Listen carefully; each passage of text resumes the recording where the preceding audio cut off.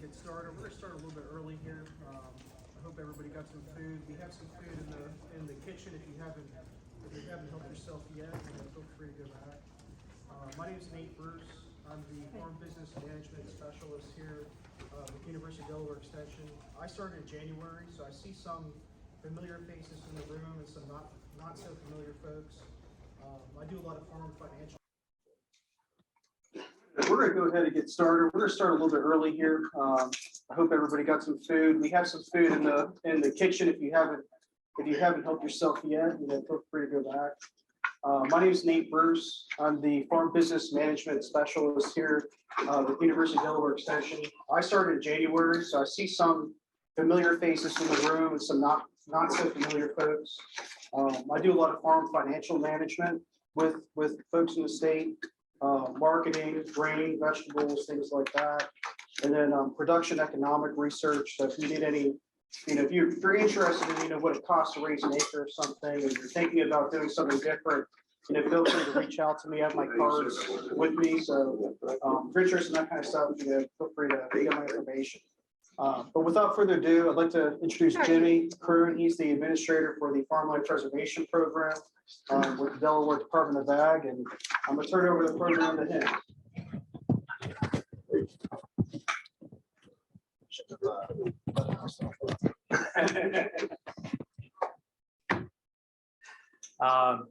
As Nate mentioned, I'm the administrator for the Farmland Preservation Program. I do a few other things around the Department of Agriculture as well. If you knew Austin Short, I worked for him for 5 years, and then I basically got all of his duties when he retired a couple of years ago. So if there's anything you don't like about what I tell you today, go ahead and call him. He'd love to hear from you. So first of all, can everybody hear me? There's a third microphone if I want it, but I really don't want to go there.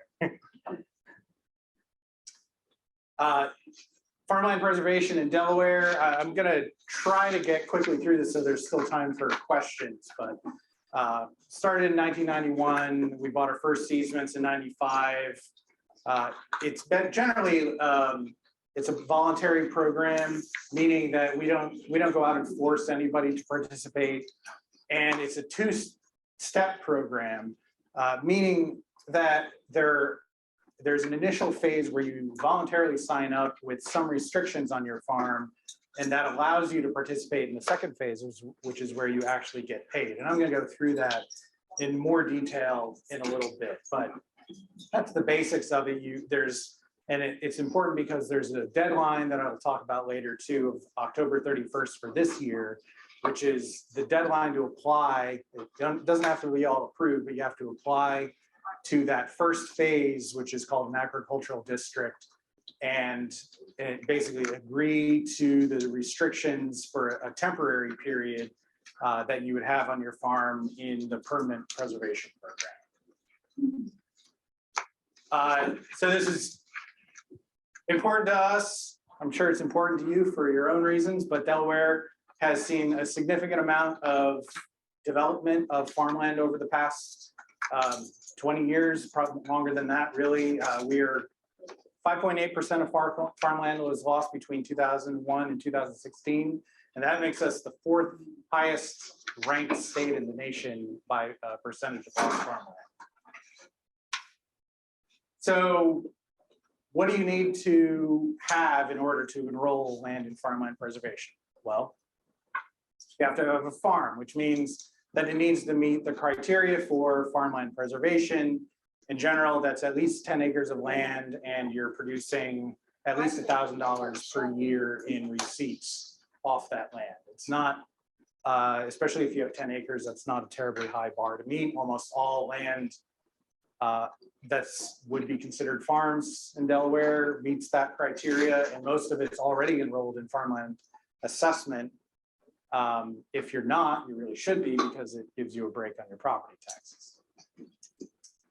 We also talk about agricultural districts. That's really, at this point, is more of an internal thing, but agricultural districts themselves are at least 200 acres. So the original law was written so that they didn't want to have little bits of farmland preserved in different areas of the state.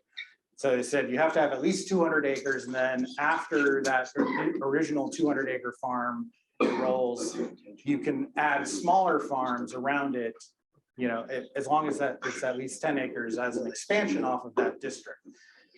I mention that because it's still in the law, but I'm going to tell you, just don't worry about it, because at this point we've got so much preserved farmland across the state that everybody's within 3 miles of somewhere, unless maybe you're in downtown Wilmington.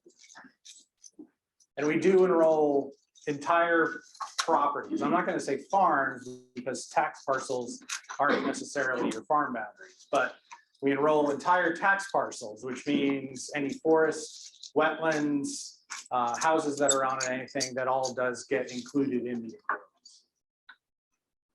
agreements. And we pay for forest and wetlands too.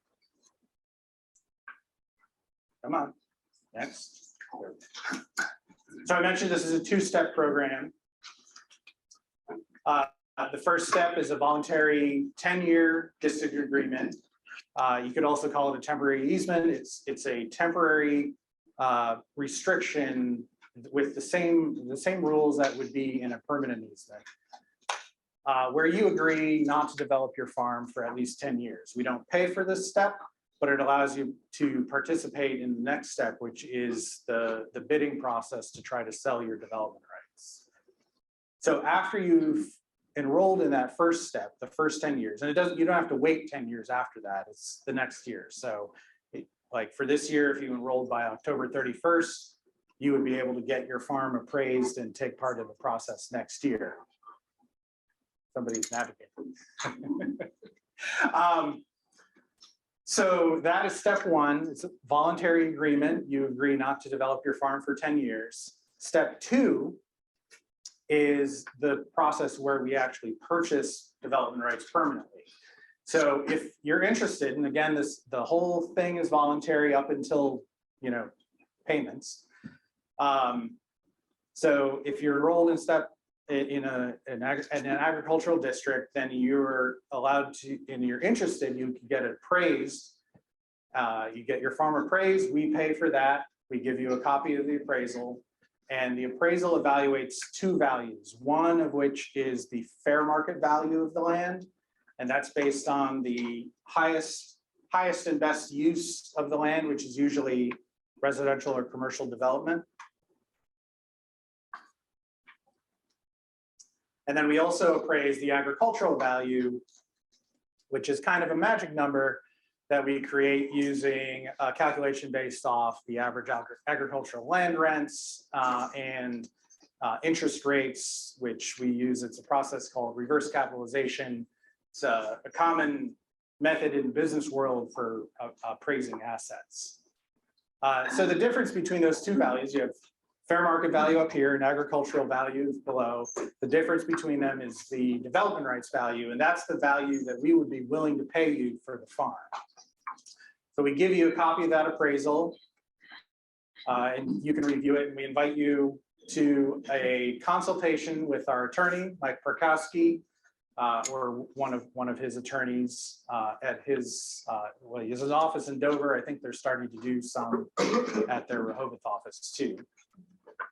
But you can go there, you can discuss your appraisal, you can talk about what the easement restrictions are if we haven't already given you enough information. And then you can make, if you wish, you still don't have to do anything at that point, but you can make an offer to the state, which is, the offers are a discount off the full development rights value. So say your property, you know, the development rights was worth $500,000 and you were willing to take $300,000 for it, that would be a 40% discount because it's 40% off the full value. You can bid anywhere from 0% to 100%. Actually 100%, you don't even have to bid, just come to us. But you can, so you can bid anything you like. And once everybody from that round who's been appraised and is interested in submitting a bid gets the chance to do so, then our attorney provides us the full list really all at once. So we don't see that part of the process until it's over. And we take that list and we just rank it by percent discount, starting at the top, and work our way towards the bottom. So if you bid, 60% discount, you would be up at the top. If you bid a 50%, you'd be below that. 40% would be below that. And we work our way down that list using the money that we have available for the year until we've exhausted the money that's been allotted to us. And we try to work with as many partners as we have. Usually NRCS provides a lot of money. The counties also provide money. And so we work with them to see who's interested in participating in what, providing funding for which properties. And we just go down that list until we've run out of money. So it's kind of competitive, but I'm jumping ahead of myself, I think. But the last couple of years, it has not been very competitive at all. The last 2 years, we've been able to accept every offer that was made, which means nobody got rejected. And the year before that, there were only 2 properties that were rejected. And that means that the average discounts and the discounts that we're accepting are coming down a lot, which means we're paying a lot more to farmers for their land. And if you do, this last point, say you don't get selected, or you don't, you just decide this isn't in it for you, this isn't what you're into, you can wait out to the end of that 10 years, and then you can withdraw the property, at which point there's no restrictions. It goes back to before you were ever involved in the program. Or you can choose to renew for another 5 years and keep it in there. Some people do. We have farms that have been in for 25 years and never sold their development rights, but they keep renewing it. They just like being in the program, but don't want it to be permanent. That's fine too. So a couple of provisions: you still own your land. You can really do anything you like with it that's related to farming. You can put up agricultural buildings, you can put up poultry houses, and there's some limited residential rights. Of course, we can't allow any kind of housing, because you could cover the farm with houses and it would no longer be a farm. But generally, you're allowed up to 3 houses and a certain amount of acreage, depending on the size of the farm. It's usually about it's 1 acre per 20 acres of farmland. So our funding, normally in past years, it's been, well, it's varied, but past several years, it's been $10 million per year that we have to buy those agricultural easements in the second half. And that's part of the reason that we've been able to accept so many offers the last few years too, is that we had a lot more funding available to put towards that.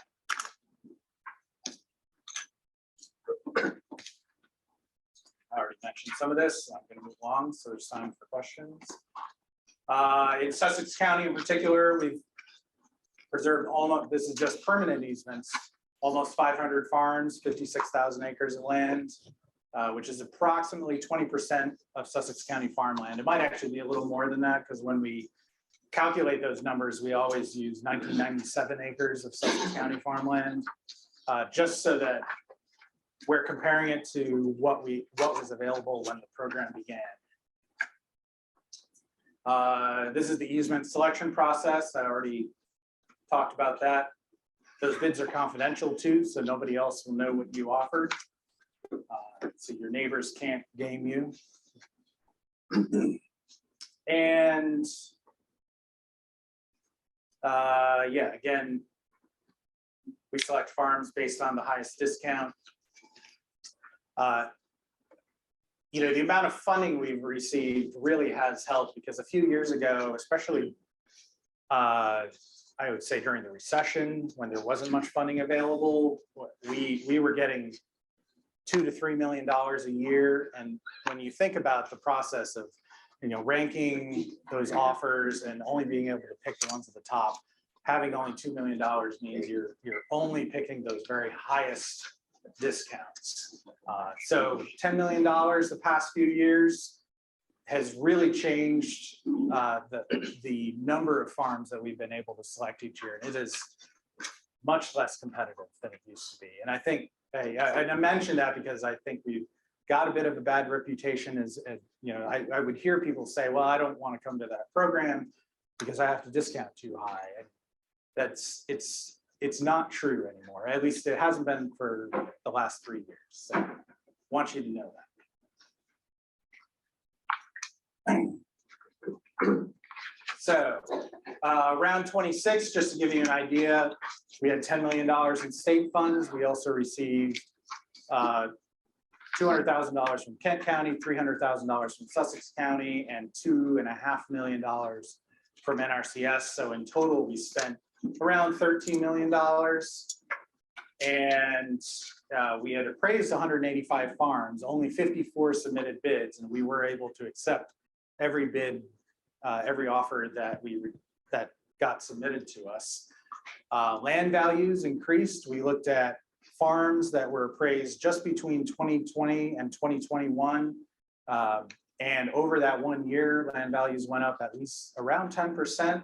And in some areas, they were up to 30% higher. So it's a good time to think about this. And that, you know, that directly impacts what we pay, because if the higher your land value, usually the agricultural value stays about the same. So the higher the fair market value is, the higher the development rights are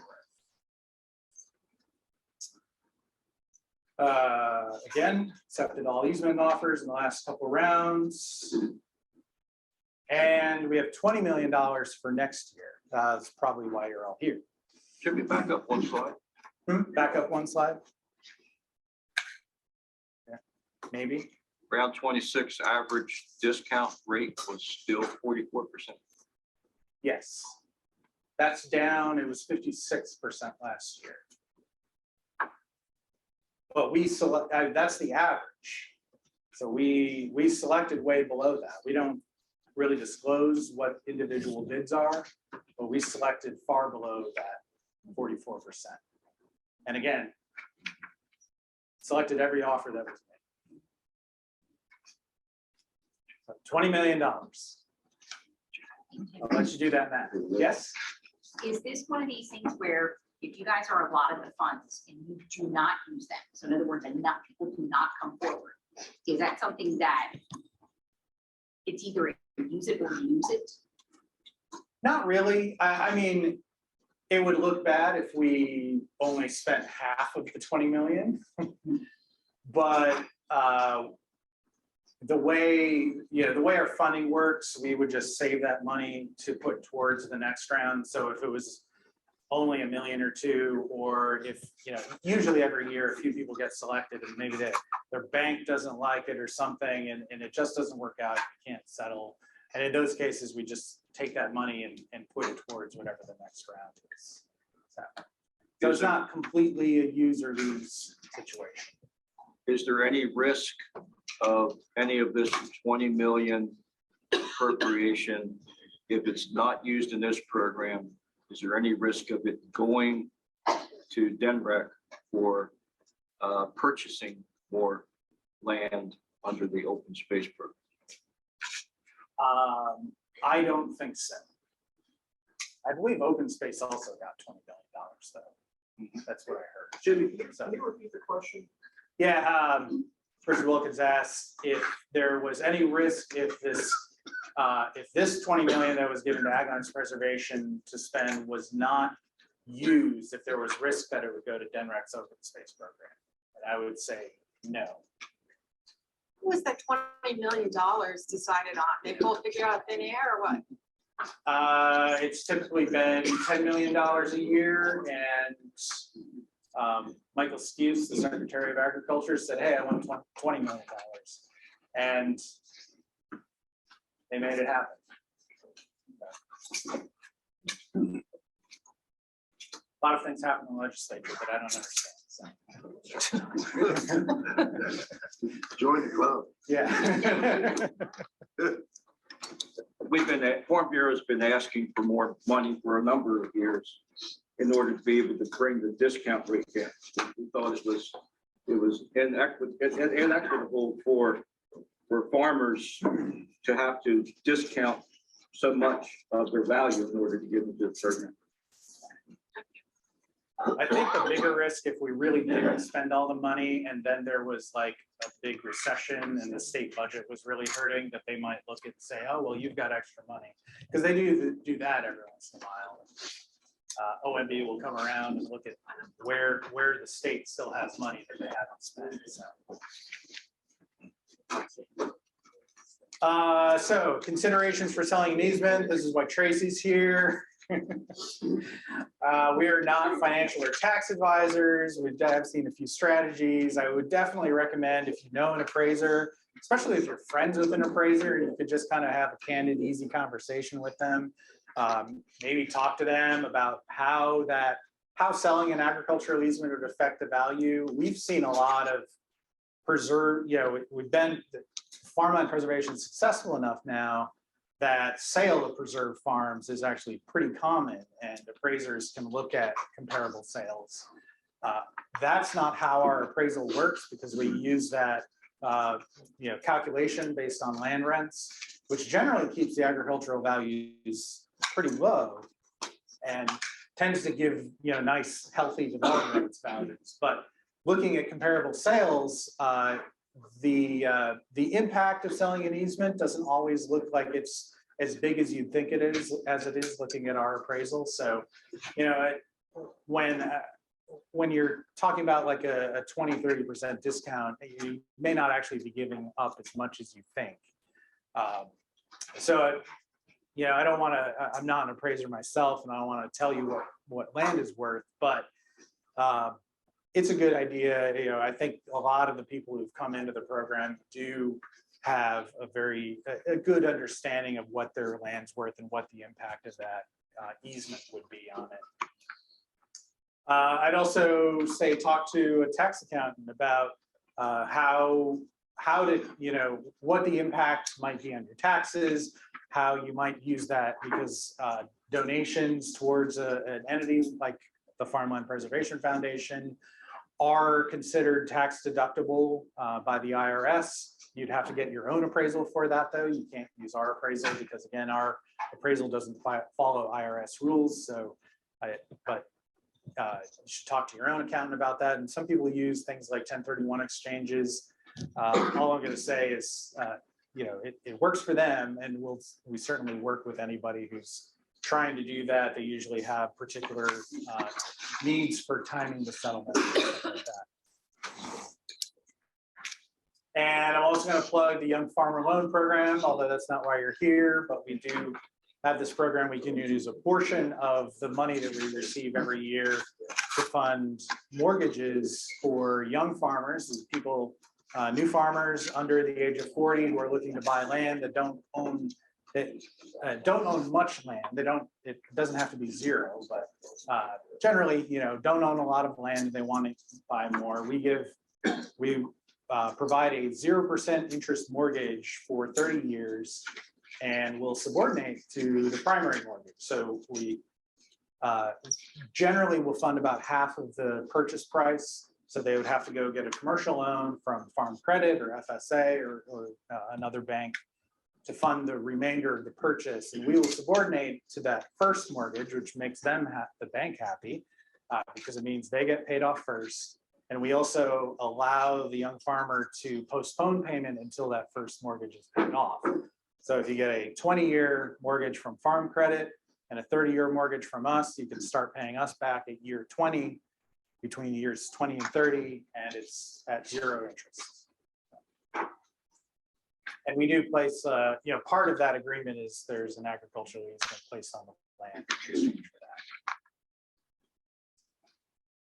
So, summary, voluntary program. We've preserved a lot of land over the last 26 years.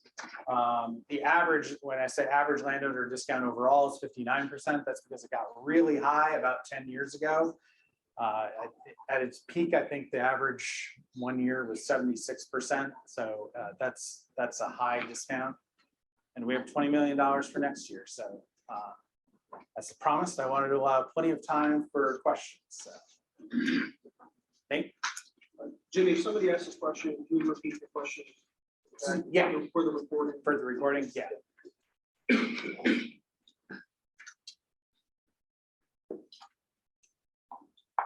questions. Richard, you had 100 questions at the Newcastle one. Got them all answered. So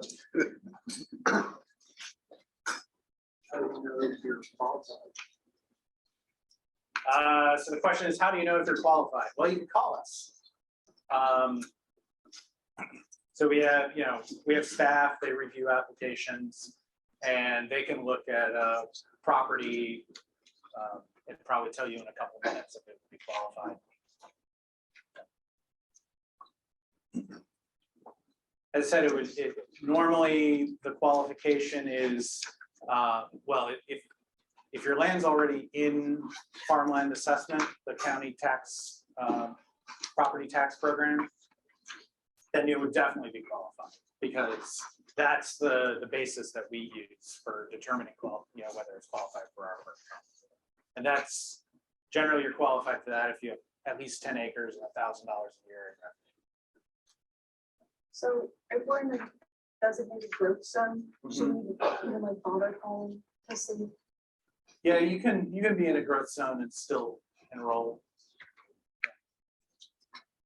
We don't have any penalty for that. So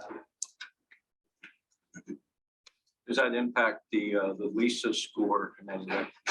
it probably would.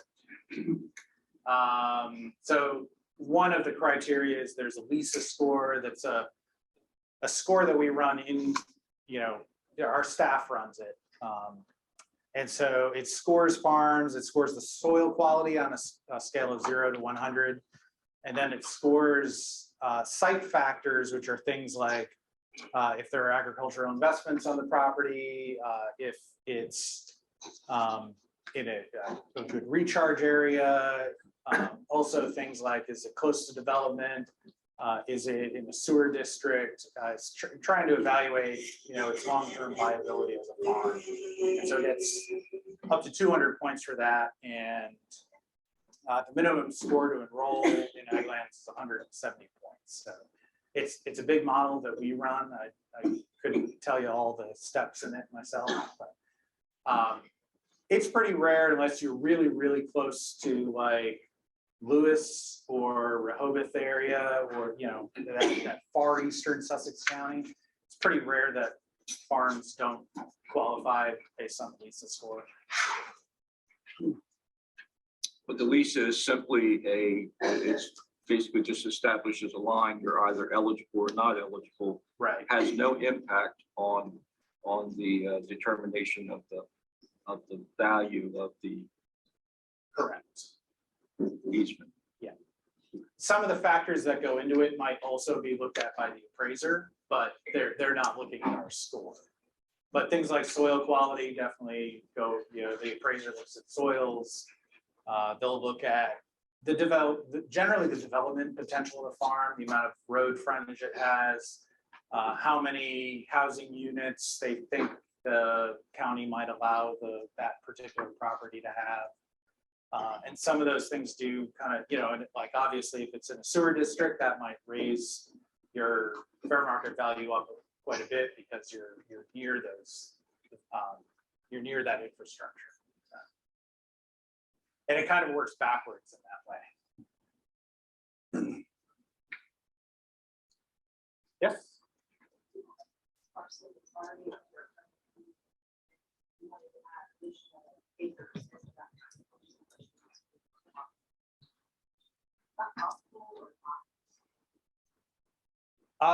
It's possible. I mean, we've had some people do it. Repeat the question. Oh yes, sorry.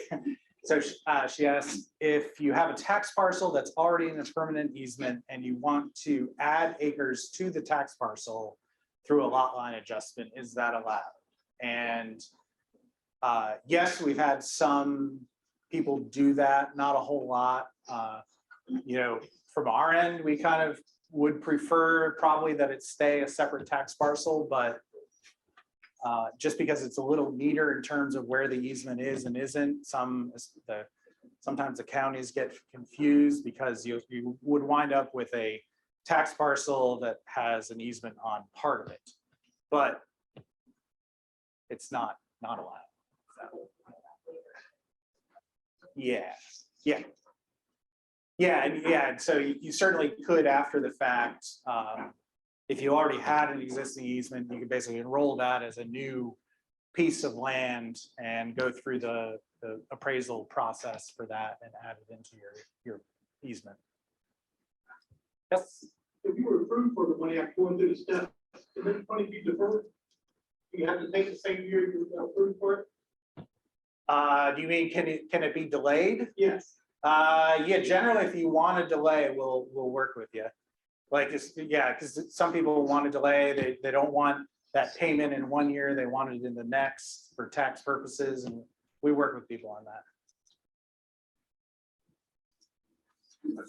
Yeah. You may have touched on it, but is there like areas where you get an additional 5% on, Yeah, there and is. where's that fall? So there, a few years ago, and he was asking about a 5%, there's a priority zone bonus. I did forget to mention that, but so about 5 or 6 years ago, we passed a new regulation that gives a bonus in the ranking process.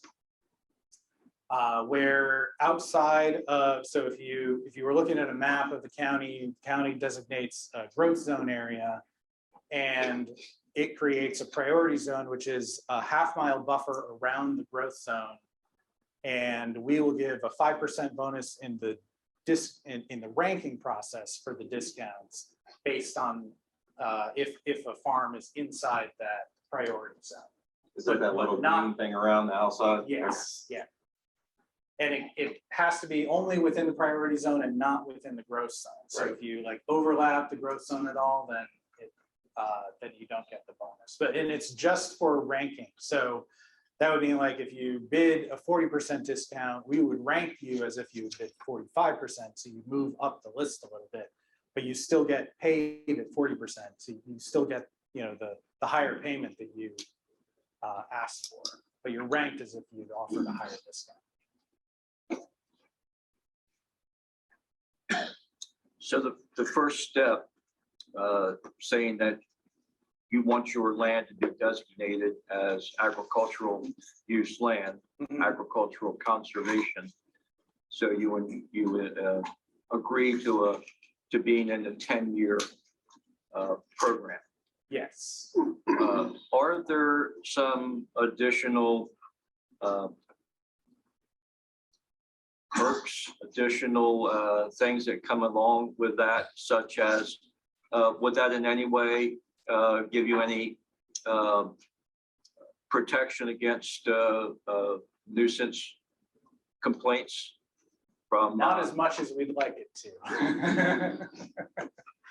I mean, you don't get a lot more than you should already get for being a farm. There are some rules in the statute that say, like, if you're in a preservation district, none of your neighbors can build any kind of structure that requires an occupancy permit within 50 feet, which is not very far. And they have to notify anybody within 300 feet. I'm not sure that those notifications ever actually get sent out because it's the responsibility of the developer. So yeah, I wish that there was better protection, but. Are you given an exemption from transfer tax? Wow, it's like you're baiting me. Yeah, so sale of preserved farmland is exempt from transfer tax. And so obviously that's important. If you were gonna sell it to your kids or neighbors or anything like that, but there's also, if you're buying farmland, we have an application process where you know, if you're buying farmland and you'd like it to be in farmland preservation, at least for that initial 10 years, and it's not already enrolled, you basically have the seller enroll it. So you would contact us, we work with the seller and the seller's attorney to have all the paperwork done so that the seller can sign the paperwork at settlement immediately before you buy it, and that makes the sale exempt from transfer tax, which saves both of you 2%. 2% each, I should say.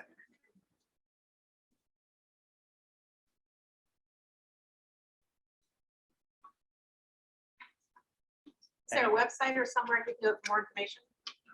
Yeah, actually, yeah, that one. Okay. de.gov/actions. And my contact information and our staff's contact information should be all there. Now, this doesn't apply to me, but I'm asking the question just to make sure there's no confusion. Once you're entered into the 10-year program, you don't have to wait 10 years. Correct. Okay. So once, and there's a deadline every year. I mentioned October 31st is the deadline to submit an application to be in a district. And if you get your application in by October 31st, we would appraise your farm immediately, assuming that's what you're interested in. And I assume you would be interested in that if you're enrolling. So we would immediately send your information to our appraiser. She would get in contact with you sometime over the winter, probably. We're appraising, 250 farms this year, so they're not all going to happen in the same week. And then you would be able to, sometime in the spring, go and consult with our attorney and make an offer to sell your development rights. And that would be announced probably in July of next year. So yeah, you don't have to wait the full 10 years in order to try to sell your development rights. Yeah. I was told the funds from the land preservation, true or false, is it tax exempt? The payments? Yeah. That's a question for Tracy, but I'm going to say probably no. I was told wrong. Yeah. Oh, sorry. Yeah, the question was, are the funds, the payments from farm preservation tax exempt? No, not off the bat. But you can, a lot of people have been able to use discounts to at least minimize their taxes, but that's a tax question I don't like to get into. Yeah. The beginning farmer loan program easement, that's a permanent easement. Yes. And if that beginning farmer loan recipient either voluntarily decides to sell that tract of land or is put into a forced sale, the beginning farmer loan does still have to be paid back in full. Yeah, so the question is, what happens if, for the young farmer loan program, if the farmer either sells the land or is forced to sell it through foreclosure or something? Yeah, whenever there's a sale, it's a mortgage, so the mortgage is just like a commercial mortgage. The mortgages have to be settled on the land. And, we've had a few, and usually the proceeds from that sale are plenty to pay us back. So. You've been able to recoup full indebtedness. Yeah, I mean, we haven't had anybody who went bankrupt or anything, so we hope that doesn't happen. But that's not a revolving. That's not a revolving fund. That when it gets paid back, it goes to general fund. No, it goes into an account that we have that we use to fund more young farmer loans. Yeah. And where do you get the applications? Is that online? Yeah, there's a link called Forms. You could also just call and we'll mail you a set of applications. Yeah.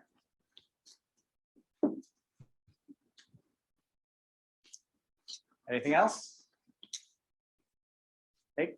What about if I farm a forestry land?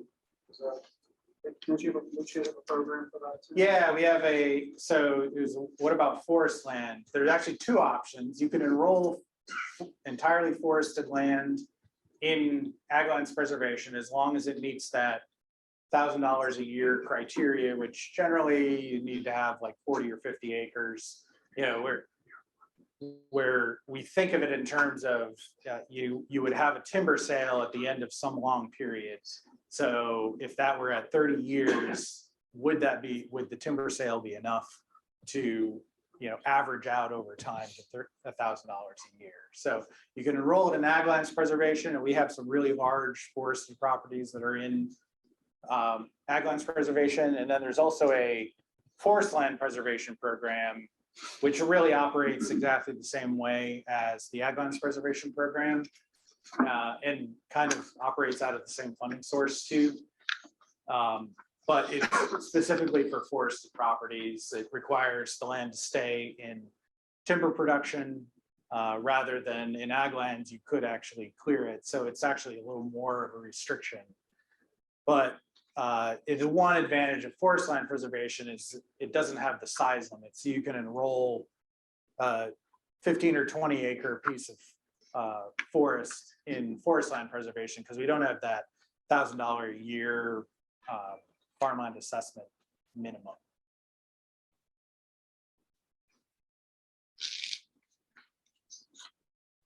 This is all new to me, so I'm like, Anything else? Yes. If by chance you would want to give something to your grandchild or your child, like to build a home, how many, I thought I saw, you can only have 3 homes on the whole thing? Yeah, you can have up to 3 houses. And it depends a little bit on the size and especially if you own a really large piece of property that might be 2 or 3 large tax parcels. What some people do is enroll each one separately. So you might, and that allows you to basically get a little extra dwelling allowance out of it. But it is, 3 houses per farm or farm project.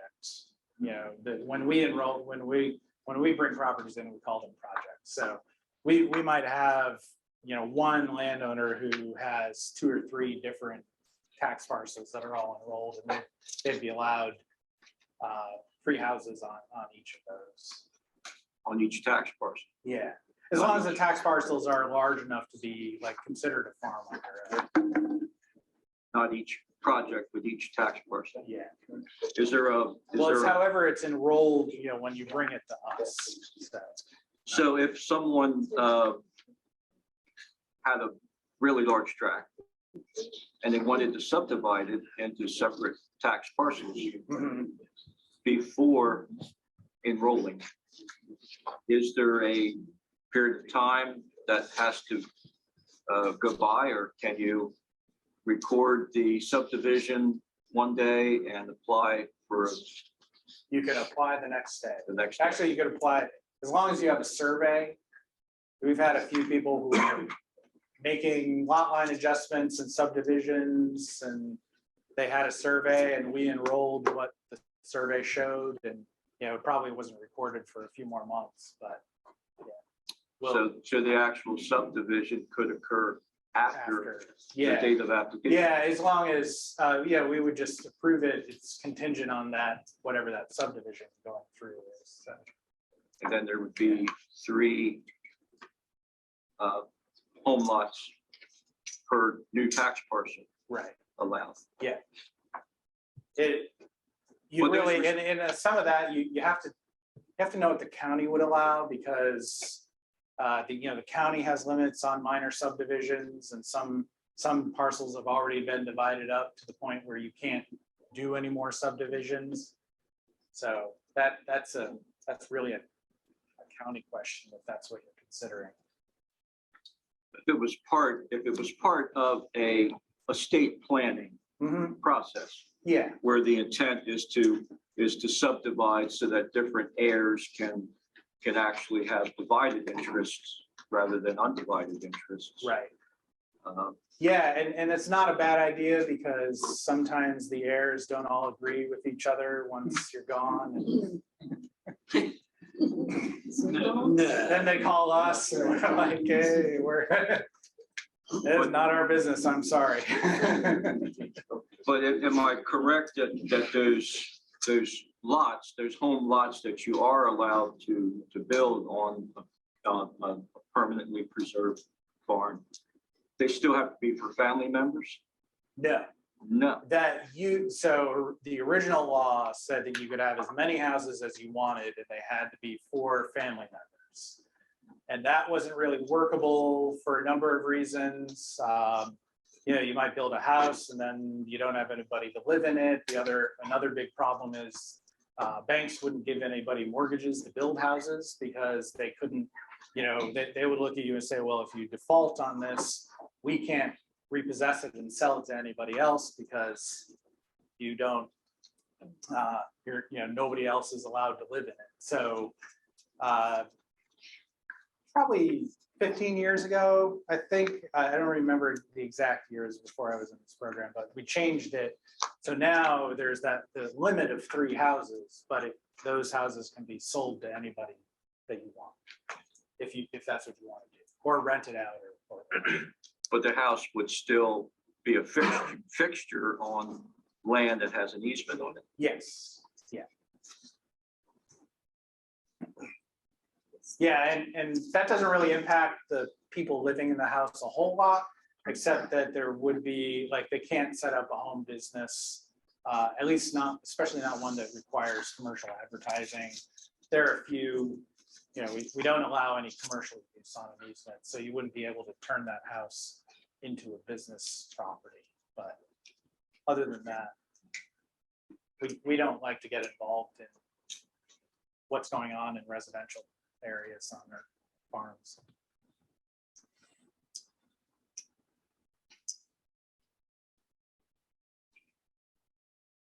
Anything else? You said it's got to stay in farm use, can't be any commercial. Correct. What about eminent domain? Is there any protection against that? I mean, if somebody. No, not from, well, eminent domain from like Delaware? Yes. No. They can- No, they we can still actually, rent they, I wouldn't say a lot, but every once in a while, they come to us with plans and we have to approve it, but we really don't have any authority to turn them down because it's generally for public use. And But they've destroyed the farm. I mean, that's what this program is supposed to do, to protect the farm. well, are you talking about road frontage or, Yeah. or putting farms like Yeah, cut the road roads through straight your farm, through? I mean, that's. Do you guys go to bat for the farmer or? We do. Yeah, but on the ag department. I don't think I've had that situation come up. It has, there have been I mean, situations. not while I've been involved. There have been situations, especially with DelDOT, where they project, where they want to put a future bypass or a future roadway. And with a well-organized effort during the public meeting phase of those projects, we've been able to effectively deter some of these roadways from going through permanently preserved farms. Mhm. They're encouraged to find an alternative route. In other words, when you're permanently preserved, you got more protection than if you're just in the 10-year initial phase. I would say yes, because we don't have a financial interest when it's in the 10-year phase, since we haven't paid anything for it. So it is more of a, I don't know, it's more of a burden on what DelDOT or the developer, whoever's trying to build that road.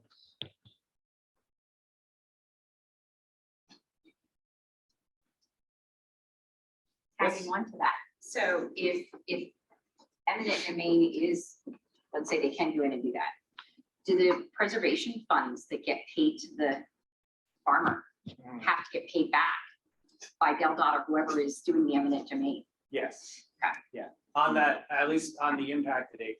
So depending on how much, in other words, depending on how much that is, that could be a deterrent, but might be so small to them as part of the budget. Or else DelDOT gets some cheap land for us. Because the farmer, all he's got left is the ag value, 85-year land, right? Yeah, and I mean, we generally want you to get, you know, if it was happening to you, we want you to get as much of the value as you're owed.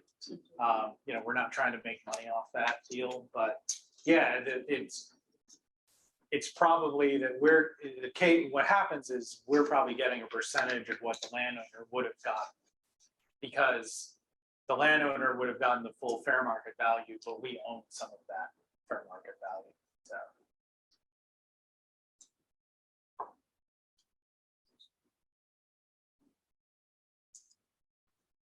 That's great.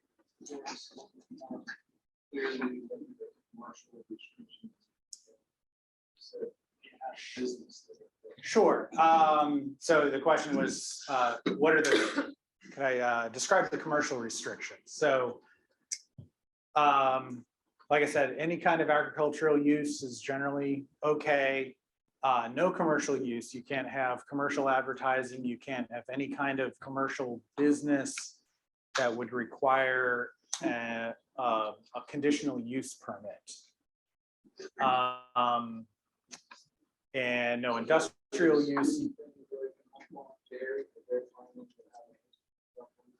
Yeah, you can. So you can. There are agriculture uses like commercial ag uses that are allowed, as long as you're selling products that were produced on that farm.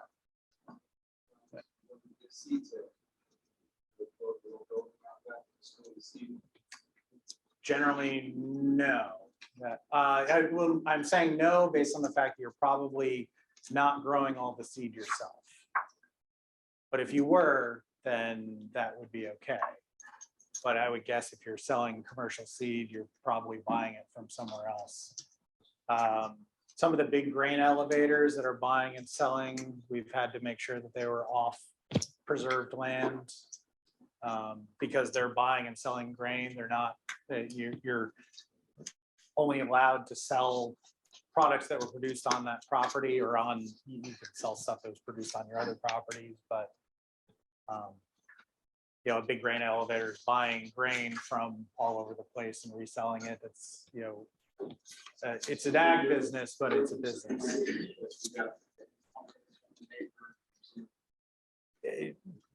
Yes. In fact, what he touched on a little bit, I got a situation similar to what he's saying. Mm-hmm. A son that sells seed. I own the property, I own all the buildings, I just let him use it. So what happens then? And you're not in farm preservation yet? What?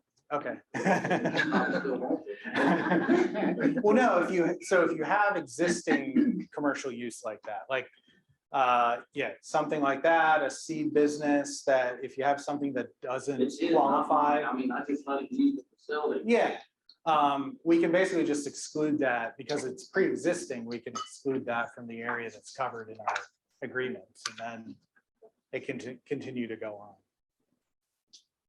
So we can't exclude areas for no reason.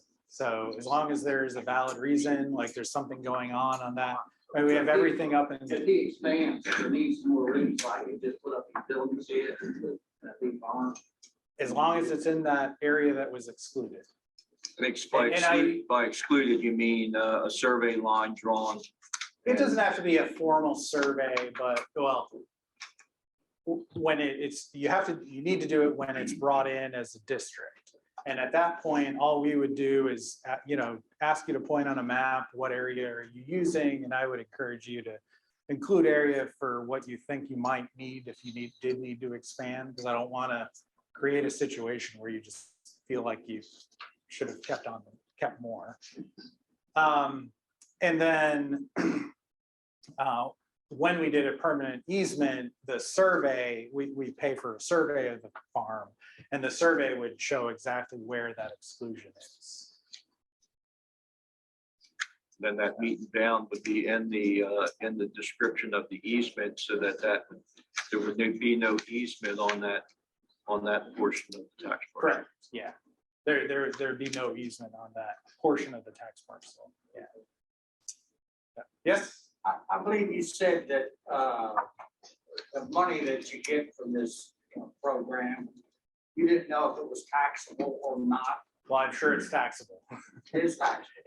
Yeah, but there are things you can do, and that's why Tracy's here. Well, my son put a piece of property in farmland, and they were under the assumption that it was not taxable. So I'm sure they told their accountant that, so maybe soon they're gonna go to jail. Well, I hope not. I don't know if your son's accountant believed him. Right. Well, I think she did believe it, because they actually thought that was true. They'll find out. Well, and it depends on a lot of things, like how recently we bought the land and what he actually paid for it. And that could be where they're getting, that could be where they're Yeah. coming back and saying it's not taxable. We're gonna get into that.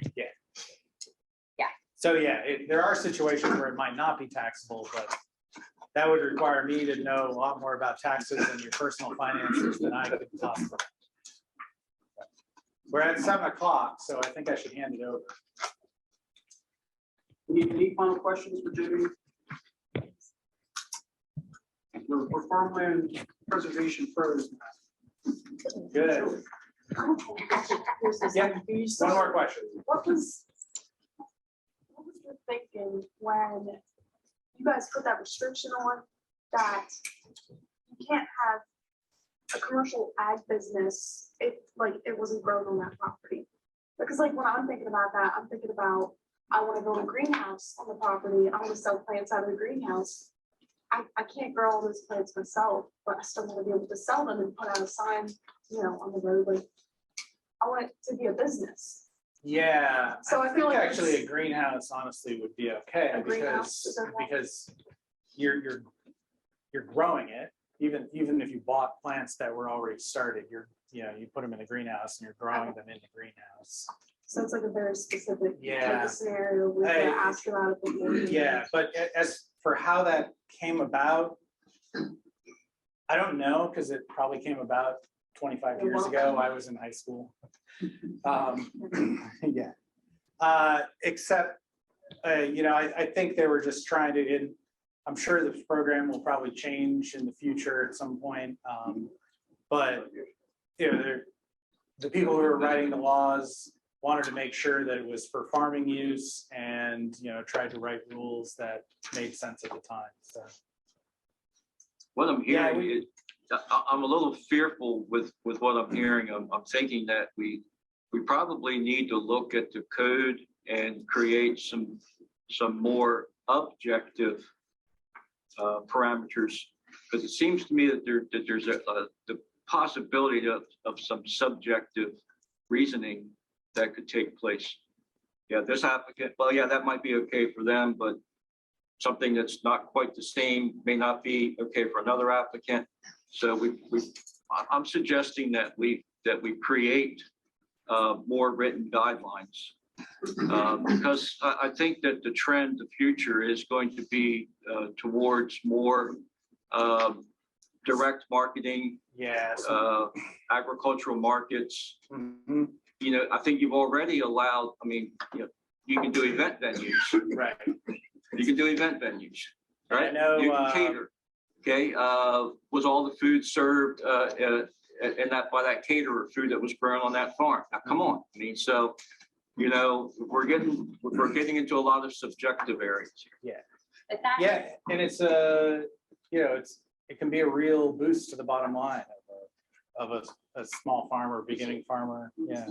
Is there any way that we can see, is that website a place to go to find out what these specific commercial restrictions are? Because I just can't quite wrap my head around the inability of farmers who have these two stacking enterprises on top of one another and say, if you want to preserve this farm, you can't do that. I'm just sitting here, I'm just sitting in my mind is racing for hundreds of other sort of business kind of things that help the farm to succeed. Mm-hmm. But what I'm hearing you say is, now you can't bring in dogs. No, your wife can't make baskets. No, you can't sell jams, delis, and cakes. that way, we're not really sure about the money that, I mean, it's just like, So there is a more verbose list of, of what you're allowed and what you're not allowed to do. Or you could call me or email me and I'd send them to you too. It might be easier than, The other thing is too, you gotta remember, if y'all want to change regulations and how something is written, get involved in your local farm bureau, because on the local, we'll go to the state, your county, we'll go to the Delaware state. You need steam to go to get all that stuff done. And if that is an area of code that needs to be rewritten under this, because let's face it, it's getting more and more difficult to make a profit farming. So people are having to diversify into other things, ice cream stores, farm stands. And that is an area where Farm Bureau and other political organizations are ones that can help get those regulations more defined or open to any type of agricultural business potentially being allowed. Or not allowed.